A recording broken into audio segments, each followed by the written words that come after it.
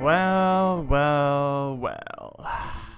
The Racing Dudes Triple Crown Fantasy League Draft is just about here. Before you guys waste any more of the fans' time, your boy Magic here, he's got to say a few words. You see, I'm a man of the people, the voice of the true believers, the co-commander-in-chief of the Magic Mike Army, and I'm here to talk about the 9 teams who think they got a shot in hell of beating the Magic Mike Show team this year. I gotta tell you, y'all are on the list.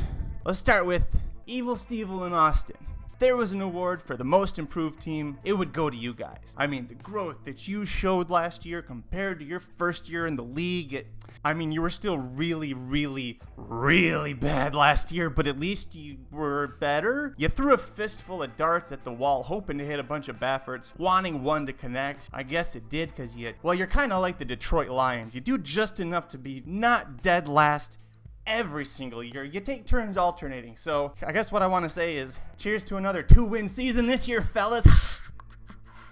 All right, next here on the list. Oh, it's the team everybody's always so scared of. Oh, it's John and Ryan. Oh, John White, legendary handicapper, legendary fantasy league player. Hey, John, California Chrome called. He said you can go ahead and retire that hat now, buddy. And Ryan, don't even get me started on this fool. Here's how much Aaron hates me. I've had to share a room with Ryan. Not once, but twice on Racing Dudes trips. I've had to share a room with him because his breath, it stinks from all the ass kissing he does to Aaron. I mean, how else do you explain how this team always gets a perfect draft spot, always wins the shakes at the claiming window? I hate it. Don't ever make me spend another time with him in the... All right, next here, we got Wise Dan and Michael Myers. Hey, guys, congratulations on falling ass backwards into drafting the 2-year-old champion colt, the Southwest winner, the Bluegrass winner, hell, the goddamn Belmont Stakes winner. And not only did you not want that horse, you somehow almost finished dead last this year with him on your team. Michael, buddy, you're a Notre Dame fan. Play like a champion today. It's not a great motto if you don't ever actually do it. Real dynasty. Oh, Vinny. Hey, Vinny, how about you keep me in mind next time you feel like throwing away a pot of gold, buddy? Mike and I, we tried shaking things up last year. Boring-ass draft process. We said, you know what? We'll inject some actual life, some energy into the whole process. Vinny, we chose you as the one to hand the keys to the vault.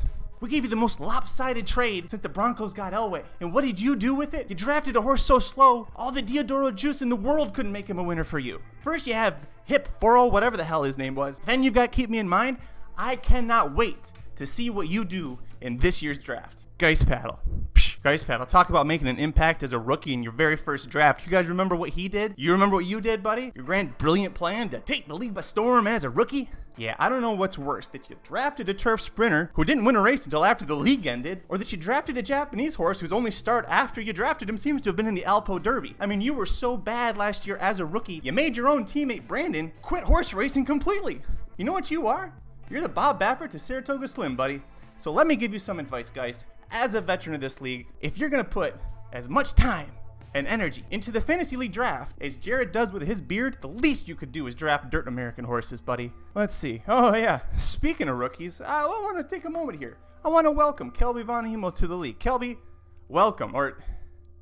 Well, I guess I should ask Aaron. Aaron, can you please tell Kelby that I said welcome to the league? Because as I understand, they still haven't hooked up internet to his cornfield. So if you can let him know I said thank you. And oh, by the way, tell him I said best of luck too, because all you got to do is just not be a fan team in this league and you're actually not going to have a terrible draft. So good luck, welcome. Oh, yeah, free beers. Polly. I feel bad for you, man. You should have won last year. Hell, you drafted the Kentucky Derby winner in the 4th round, even though, well, you didn't exactly say his name correctly in the draft. I believe it rhymed something with Schmagina. But please, just do us all a favor. Practice your draftees' names before you come on screen next time. Oh, congratulations on becoming a grandpa.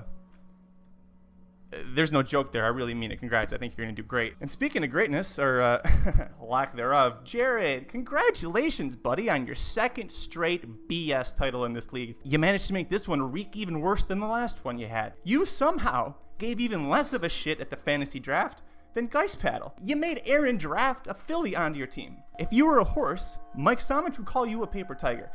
I'm just going to call you confused. Because, buddy, this ain't Tinder. You ain't getting lucky again. Aaron. Last on my list. You call yourself the dictator, but I gotta be honest, buddy, that word just ends up making me hungry for top favorites. So if it's okay with you, I'm gonna shorten it up a little bit. Call you Dick. See, here's the thing, Dick.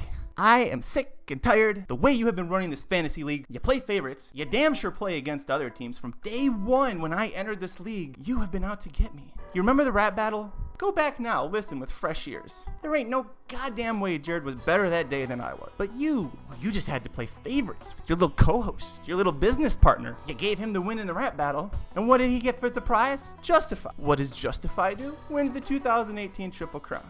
But wait! Turns out the CHRB covered up yet another Bob Baffert drug positive, and if they'd followed their own rules, well, Justify, he would have been disqualified from the San Anita Derby. Then he doesn't go to the Kentucky Derby. Now he does not win that race. He doesn't win the Triple Crown. Do you know, Aaron, who would have won the Kentucky Derby if Justify wasn't in that race? That would have been Good Magic. And who do you think drafted Good Magic in the first round of the draft? Yeah, that's right. It was me, buddy. But you already knew that. You were already out to get me. You knew what you were doing. But you know what? It's okay.